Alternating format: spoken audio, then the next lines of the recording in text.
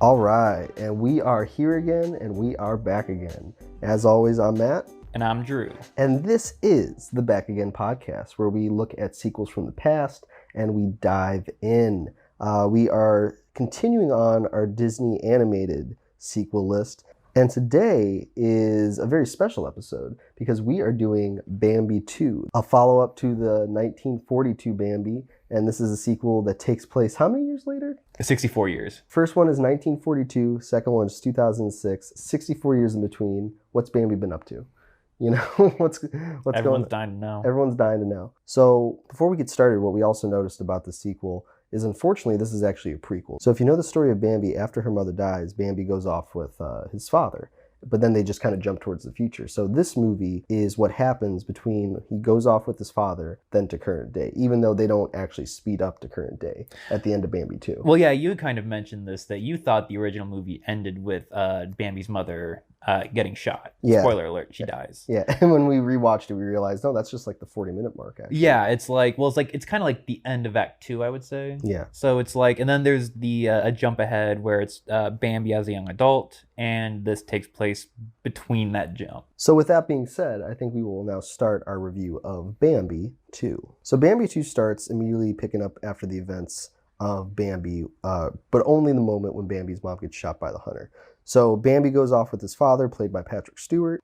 He takes him back to like a resting spot where they're going to sleep. And Patrick Stewart and the owl are talking, and he realizes that he's going to have to raise Bambi now because he is the prince of the forest. So, and he's a little hesitant about this because, you know, dads don't like to be dads, but... Well, yeah, he doesn't necessarily realize it so much as Owl kind of guilts him into it. Yeah. And then he kind of he makes a compromise with himself where he says he'll do it for the winter, and then and then when spring comes around, they'll find another doe to raise Bambi. So after winter passes, we now have spring. Bambi's going around with his father. We're having some of that kind of cliche stuff where my son's not what I thought he'd be, and I'm just trying to get my father to love me. So that happens for a while.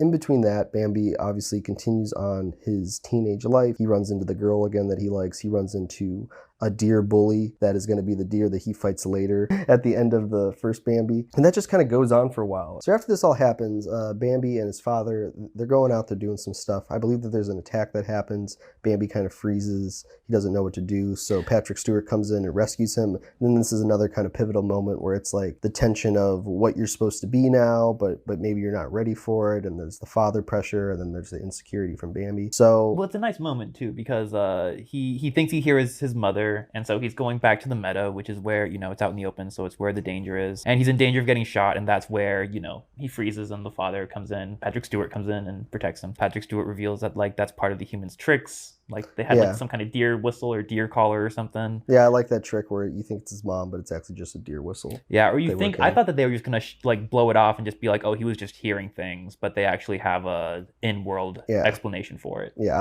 without being too like on the nose about it. So this tension kind of goes on and on until eventually Bambi starts sticking up for himself. And it kind of starts where he gets the confidence to do this after he is running away from the bully deer. Rano. And he jumps from a large section from like, you know, one kind of edge of like a mountain to like the other. A large valley, yeah. This is all built up by like, I don't know, initially he's thinking he's just trying to be tougher, and they're going like this whole thing where it's like you need to be braver than the thing that's scaring you, or you need to be scarier than the thing that's scaring you. Yeah. So after Bambi makes that jump, he actually impresses his father. Patrick Stewart was watching the whole time. He's impressed he made the jump. So then they start to have a little bit of a bond. Before you continue, what also happens is, well, that's the breaking point where winter ends, spring begins, and Patrick Stewart's custody of Bambi has officially expired. Mm-hmm. And so Owl, the character Owl, finds a doe to take care of Bambi at this point, and Patrick Stewart just kind of like, just has the doe take him away. And while this doe is taking care of Bambi, he gets into another fight with Rano. And while the two of them are, you know, kind of butting heads or whatever,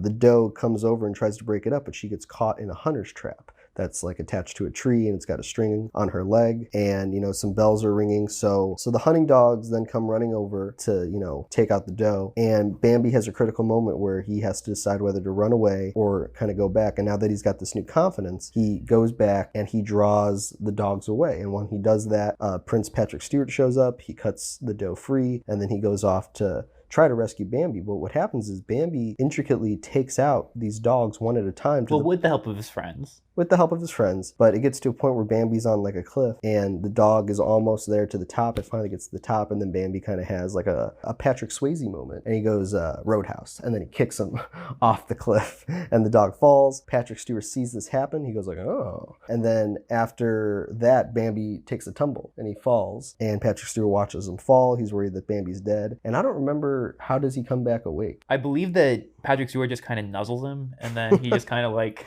He just wakes up naturally? Yeah, because I don't think it was ever like... Because he wasn't really hurt, he just took a tumble. Yeah, he pulls like a Vin Diesel at the end of Fast and the Furious 7, where it's like, he's dead, and then he mumbles something at the last second, then he wakes back up again. Yeah, exactly.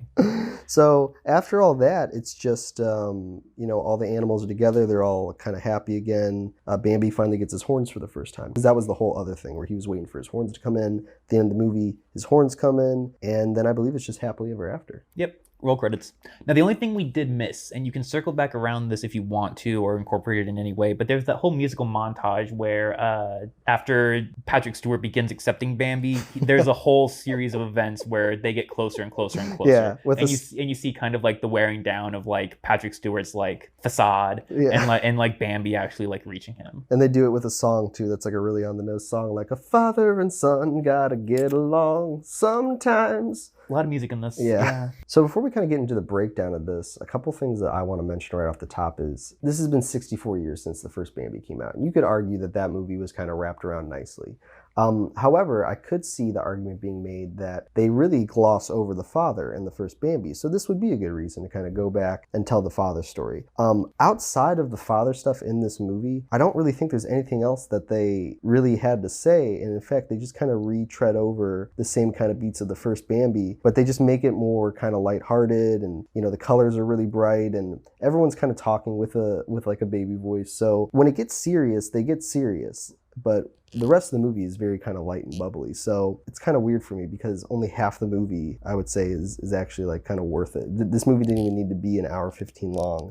It could probably just be a half-hour story about the father and the son. Yeah, because like I believe what you were kind of referencing was all the other characters, like Thumper, Feline, and especially like I think Rano. They didn't really need to be in this movie. None of their characters needed to be developed. They're just there as almost cameos. I think all that really wanted to be addressed was Bambi and his relationship with his father. Yeah, and I mean, like for the most part, Patrick Stewart plays the prince well. I think that a lot of the lessons that they're kind of talking about are okay. There's something kind of weird about the fact that he only starts to like Bambi once he sees like Bambi's value in regards to like kind of physical attributes. Like he makes that jump, he fights off the dog, but when he's just kind of being himself, Patrick Stewart's like, ugh, my son. Well, I feel like that's why the montage is so important, or at least so kind of like... Well, very similar to the Aladdin movie that we did. Fathers and sons don't seem to get along unless they have a musical number that kind of guides them through it. Exactly. It's all just glossed over, kind of, for the most part, consistently. It's the thing with Disney. Another thing that I'll talk about is just kind of the animation, and this is kind of what I was saying a little bit before, what things work and don't work. Whenever they're dealing with serious subject matter, even in Bambi 2,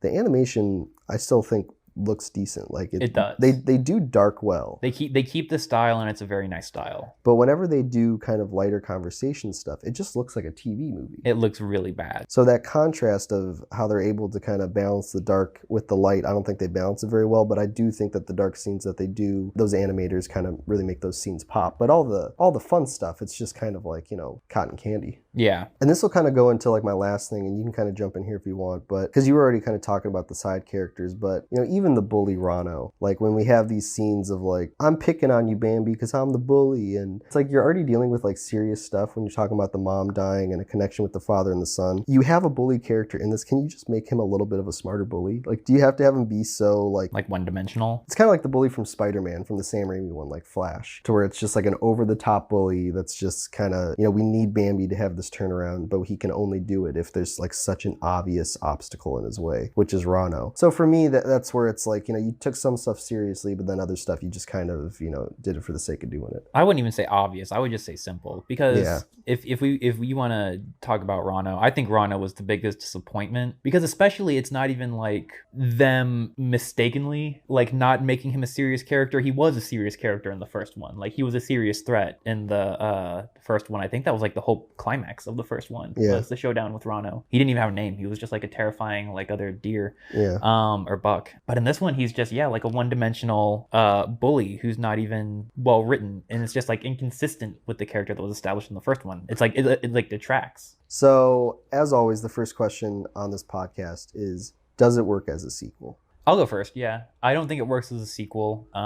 The first issue I have with it is I don't think that the story content needed to exist. I wasn't left wondering or wanting more or to know more about what it was like for Bambi and his father to grow up together. I could assume what that was like, and this movie just showed me that most of my assumptions were correct. The reason I think it actually is like a bad sequel is because, like I said, especially with Rano, the way it detracts him and makes him almost like a weaker antagonist, and almost makes going back and watching the first movie like less entertaining, knowing what Rano was like, essentially.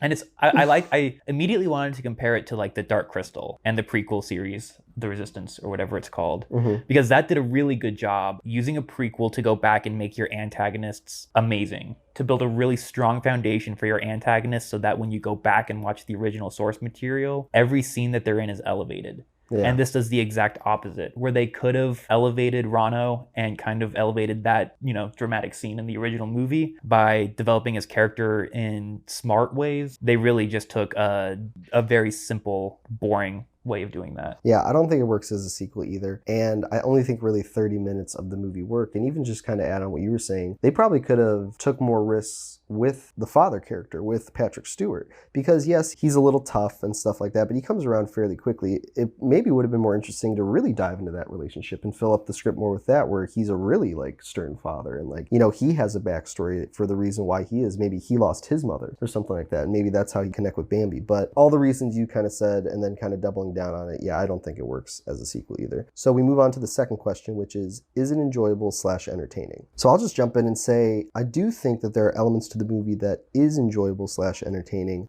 I don't think all of it is, but in consideration to like a child watching it, I will give it a check mark and I'll say it is enjoyable / entertaining. There is still really good animation on display here. There are serious moments that they take the time for, and there are at least, the songs are cheesy, but like I said, it's not the worst thing for a kid to watch or be entertained by versus kind of other movies that we've done on this list, which are just, TV sequels. So there's more effort being put in. So for that reason, I still think it's enjoyable / entertaining. For me, the enjoyability factor hinges a lot on what I found enjoyable about the sequel. While I agree that there's a lot of good animation, or a lot of like pretty decent animation on display here, especially during the dramatic moments, it's just bogged down by all of these other scenes of just like the comedy and just exposition and just beats that distract from what I feel like the story is supposed to be about. I just don't feel like the character arcs complemented each other, the plot dragged, and those are things that I really consider heavily when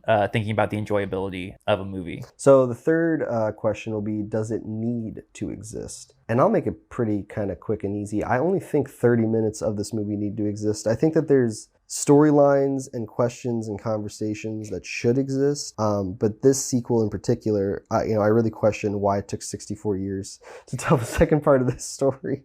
And sometimes that really smells like producers going, what do we have that we still haven't kind of delved into?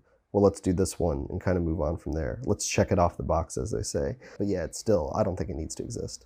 I feel like I kind of said this before, but I do not think it needs to exist for two main reasons. One, it was not answering any burning questions for me. Yeah.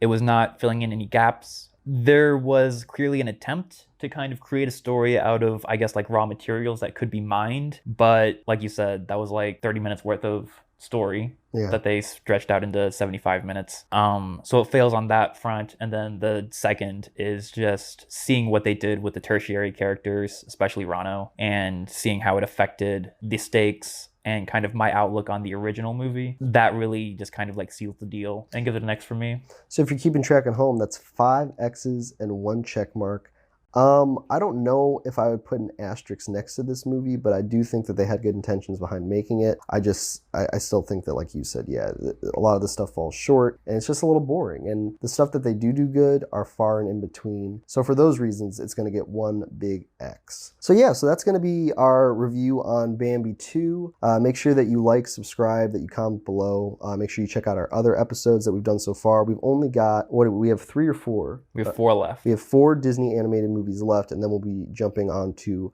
other sequels. But for now, we're still in the Disney world, so stay tuned for what we're going to do next. And outside of that, I don't think I have anything else. You got anything else to say, Drew? See you next week.